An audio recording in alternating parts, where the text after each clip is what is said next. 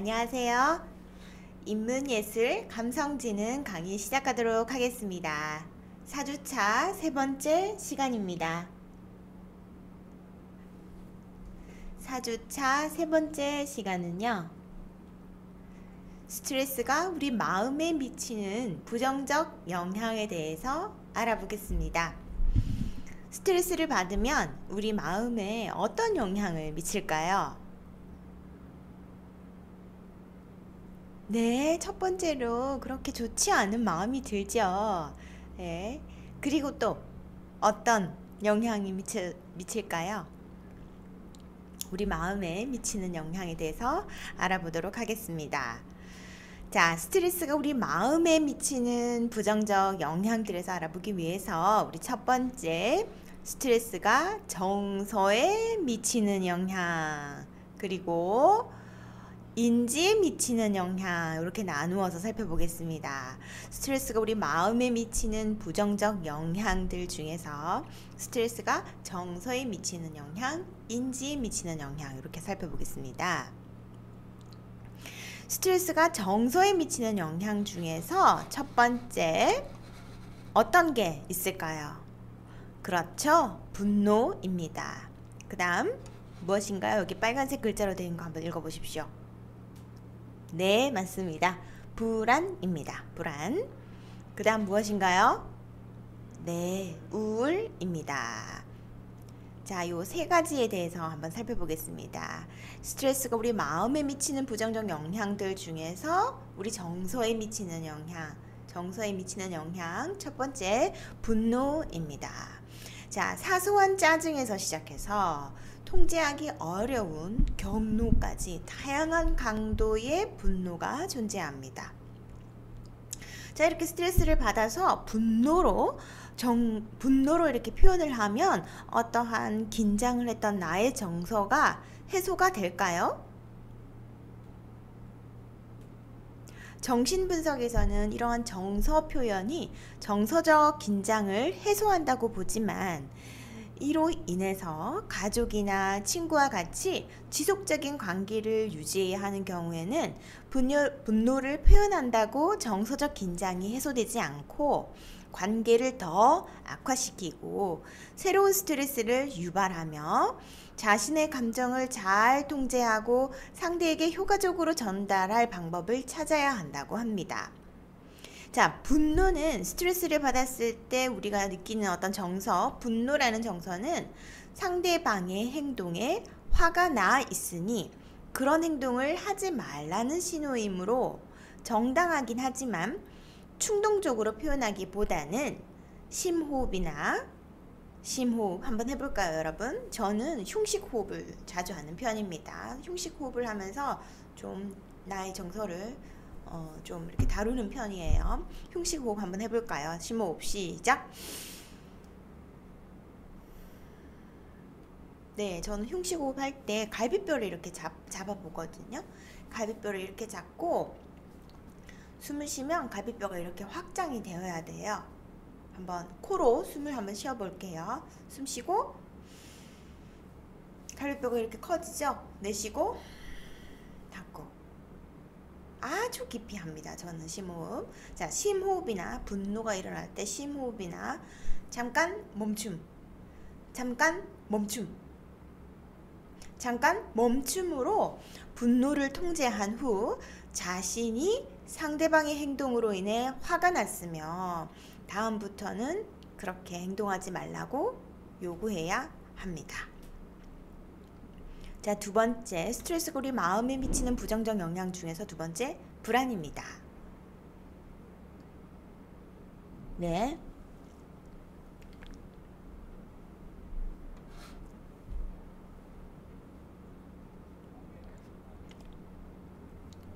자, 불안. 스트레스에 대해 즉각적으로 보이는 정서적 반응은 대개 불안이라고 합니다. 그러나 적당한 불안은 적응적이지만 불안이 계속 이어지는 불안 피드백이 있으면 집중력을 저하할 수가 있겠죠. 예를 들어 이 불안은 각성 효과가 있고 집중력을 높여주기는 하지만, 그래서 학습이나 시험에 도움을 주지만 지나친 불안은 집중력을 저하시킬 수 있습니다. 불안 피드백으로 인해서 불안이 지나치게 높아지면 신체적으로나 정신적으로 무기력해질 수 있습니다. 자, 불안 피드백 중에서 인지적 피드백, 내장근 피드백, 골격근 피드백 이렇게 나누어서 한번 살펴볼까요? 상황을 실제보다 극단적으로 나쁘게 보거나 위기 상황을 되새기도록 해서 스트레스 상황의 위험성을 과장하는 거죠. 이러한 인지적 피드백이 계속 이루어질 수 있고요. 또 스트레스 상황에서 심장 박동이나 혈압같이 자신의 의지로 통제하기 어려운 우리 몸의 변화를 느끼는 거 내장근 피드백이라고 합니다.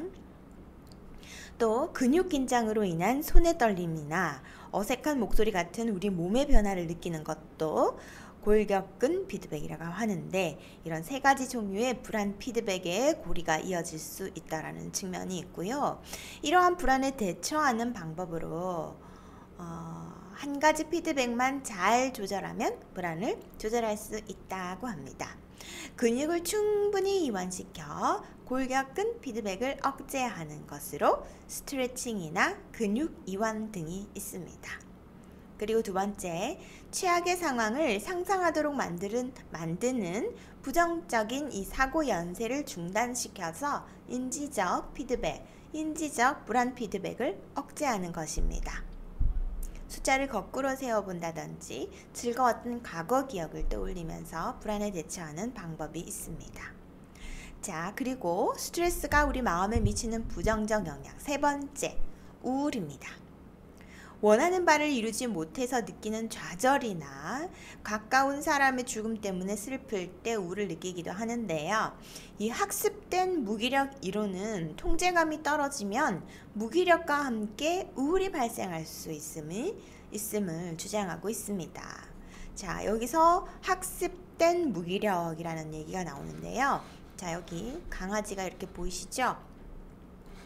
강아지 24마리를 대상으로 실험잔치를 했습니다. 자, 요 케이스, 두 번째 케이스, 세 번째 케이스 이렇게 보십시오. 자, 여기 막대기가 있지요. 이거는 차단 장치입니다. 여기 빨간 버튼이 있는데 이 강아지가 코로 버튼을 누르면 전기 충격, 지지지지지 하는 여기 밑에는 전기 충격입니다. 전기 충격을 멈출 수 있습니다. 자, 이 첫 번째 강아지는 전기 충격이 주어지고 여기 코로 버튼을 누르면 전기 충격이 딱 멈춰집니다. 두 번째 강아지는 전기 충격이 주어지지만 차단 방법이 없습니다. 그냥 있습니다. 자, 세 번째는 전기 충격이 없습니다. 전기 충격이 없습니다. 자, 여기서 세 번째 강아지 전기 충격이 없었을 때 24시간 이후에 이렇게 모두 막을 제거를 하니까 8마리 모두 대피를 하였습니다. 이 8마리 모두가 대피를 할 수 있었습니다. 자, 그런데 그 다음 볼까요? 가운데 케이스 볼까요? 전기 충격이 이렇게 계속 있었습니다. 그리고 24시간 후에 이렇게 대피 공간을 마련해 주니 어떻게 되었을까요? 당연히 모두 대피 공간으로 가야 되겠죠? 그런데 2마리는 대피를 시도하지 않고 그냥 있었습니다. 6마리만 대피 공간으로 갔습니다. 이건 무엇을 말할까요? 이미 하루 동안에 여기 이제 무기력 학습이 되었다는 거예요. 어쩔 수 없구나, 이 상황이. 나는 어떻게 해야든 할 수 없구나. 그래서 6마리만 대피를 했다라는 실험. 자, 그 다음 전기 충격이 주어지지만, 이거 스트레스겠죠? 스트레스가 주어지지만 코로 버튼을 누르면 그 장치를 멈출 수 있는 장치가 있는 케이스입니다. 24시간 후에는 8마리 모두 대피하였습니다. 그래서 이 전기 충격을 스트레스라고 가정해 보면 여기 자신이 그 스트레스를 멈출 수 있는 환경과 그 다음에 스트레스가 없는 환경은 모두 대피를 할 수 있었다.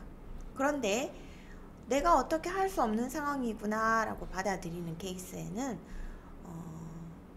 대피하지 못하는 케이스도 발생했다라는 겁니다. 이런 학습된 무기력, 전기 충격을 피할 수도 없고 중단시킬 수 있는 방법도 없는 방에서 지내는 경험을 하고 난 걔는 불쾌한 자극을 쉽게 피할 수 있는 상황에서도 그것을 벗어나려고 하지 않았다라는 겁니다. 즉, 걔가 사전에 어떻게 해도 전기 충격을 피할 수 없고 자기가 무기력하다라는 사실을 학습하고 나면 상황이 바뀌더라도 새로운 시도를 하지 않게 된다라는 거죠. 남편의 폭력에 대응하지 못하는 아내의 케이스에도 학습된 무기력은 사람들이 극복하기 어려운 사건을 겪었을 때 왜 모든 것을 쉽게 포기하는지를 설명해 주는 바입니다. 자, 그렇다면 우리가 적절하게 정서를 표현하는 게 아주 중요한데요.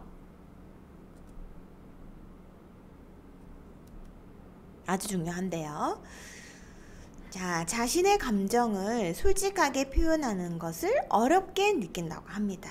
여러분은 어떠세요? 여러분은 여러분의 정서를 솔직하게 표현하는 것이 어려우신가요?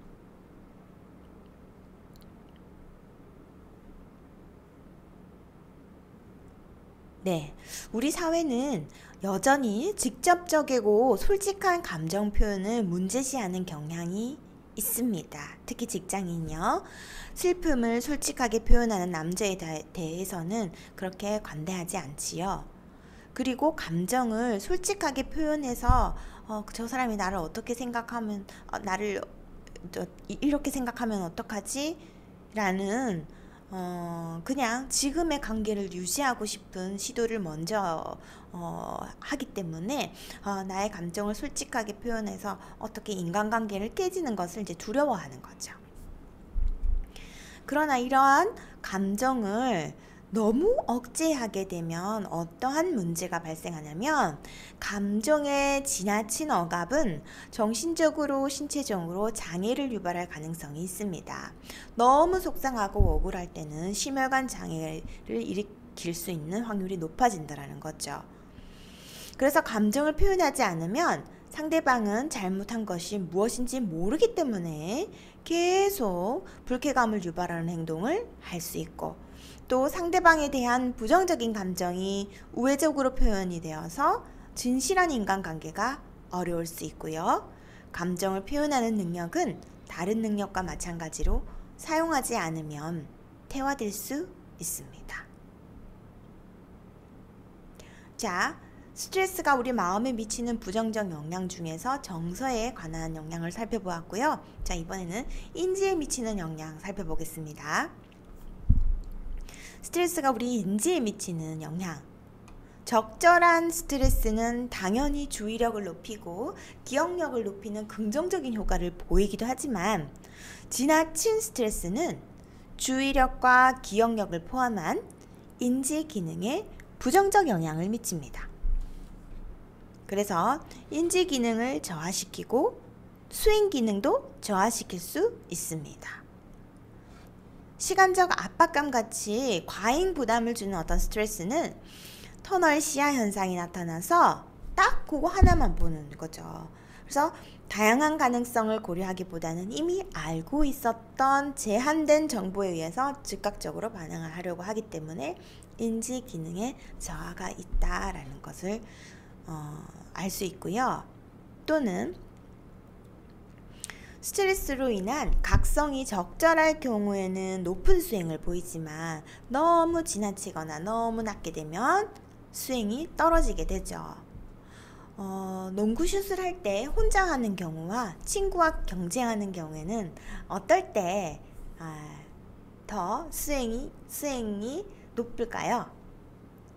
슛을 할 수 있는 확률이 높아질까요?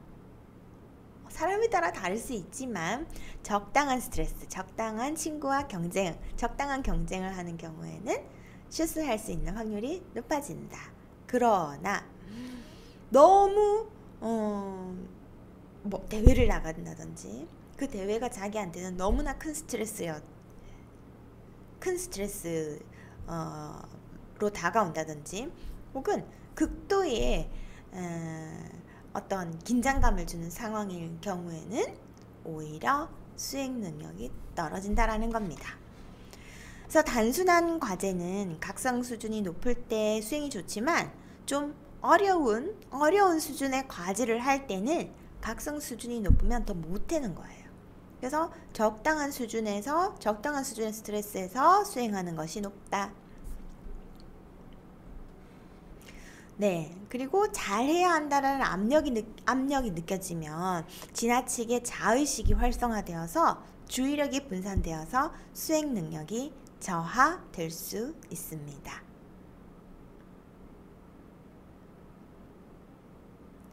자, 여러분 커피 좋아하시나요? 저 아주 좋아하죠. 네, 아침에 일어나면 항상 커피를 마셔야 하고 그래야 이제 일을 시작할 수 있는 이제 준비가 되는데요. 커피를 왜 마시냐면 커피를 마시면 적당히 각성 효과를 우리가 느낍니다. 그래서 커피를 마시면 코티솔로 인한 각성이 증가되어서 일시적으로 수행이 향상됩니다.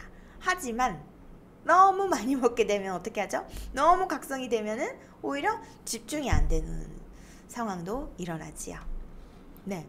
그리고 갑질 같은 장기적 스트레스로 인해 코티솔이 만성적으로 높아지면 해마 기능이 떨어져서 정보를 학습하고 기억하는데 문제가 나타날 수 있습니다.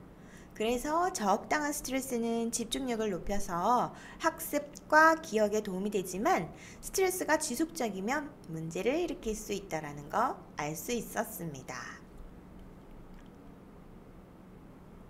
자, 한번 정리해 볼까요? 스트레스가 우리 마음에 미치는 부정적 영향들 중에서 정서에 미치는 영향, 분노, 불안, 우울 살펴보았고요.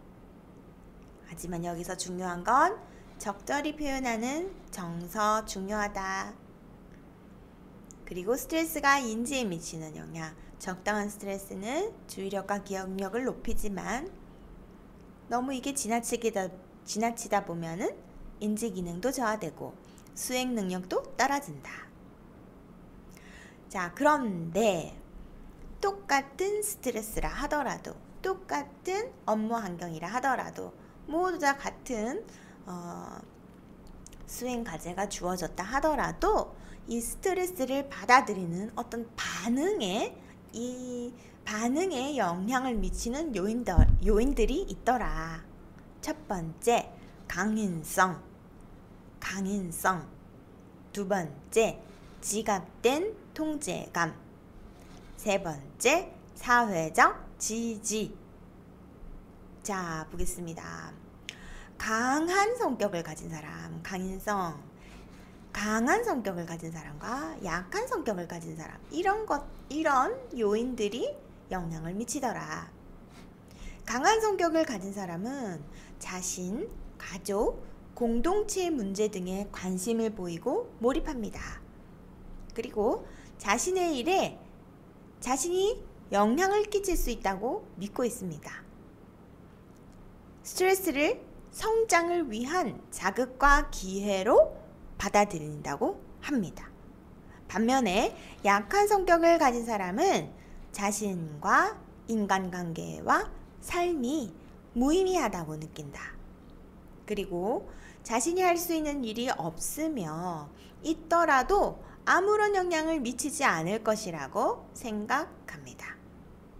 세 번째, 작은 스트레스도 큰 위협으로 받아들인다고 합니다.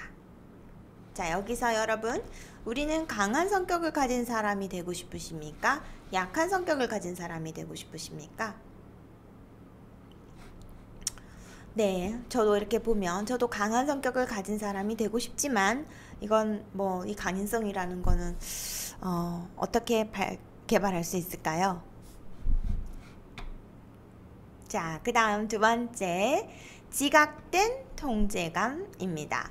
스트레스 상황을 자신의 노력으로 해결할 수 있다고 생각하면 그렇게 생각하지 않는 경우에 비해서 스트레스를 덜 느낀다라는 거죠. 여러분 스트레스 상황을 여러분의 노력으로 해결할 수 있다고 생각하십니까? 자, 나는 나의 스트레스 상황을 내가 노력해서 해결하고 싶다 하시는 분 손 들어 보십시오. 저와 함께 손을 들고 계십니다. 네, 저도 그렇습니다. 스트레스 상황을 저의 노력으로 해결할 수 있다고 생각하고 싶습니다. 그리고 또 실행도 해야 되겠죠. 네, 앞에서 보았던 그 전기 충격을 멈출 수단이 없었던 개였죠. 그 개가 가장 높은 위궤양이 발생했다고 합니다. 내가 어떻게 할 수 있다라고 생각하는 순간 이미 해결이 시작되었다라는 거죠. 어려움을 겪고 있다고 하더라도 자신이 어떤 행동을 내가 할 수 있다, 내가 통제가 가능하다라고 생각하면 스트레스를 훨씬 적게 느끼게 된다라는 연구 결과가 있습니다. 양로원에서 식사 메뉴나 화초 가꾸기 등 스스로 선택하게 하는 활동을 하게 되면 건강이 좋아지고 사망률도 낮아진다고 하네요.